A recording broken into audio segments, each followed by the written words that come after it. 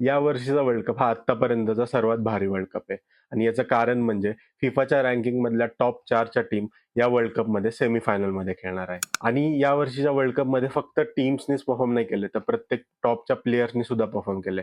या वर्ल्ड कपमध्ये कोणत्याच टॉपच्या टीमने किंवा कोणत्याच टॉपच्या प्लेयरने अगदी खूपच डिसअपॉइंटिंग परफॉर्मन्स दिला, असं फार कमी झालेलं आहे. आणि म्हणूनच आजपासून सुरू होणाऱ्या सेमीफायनलमध्ये स्पेन विरुद्ध फ्रान्स आणि अर्जेंटिना विरुद्ध इंग्लंड या मॅच खूप भारी होती. पहिली सेमीफायनल ही फ्रान्स विरुद्ध स्पेन अशी होणार आहे.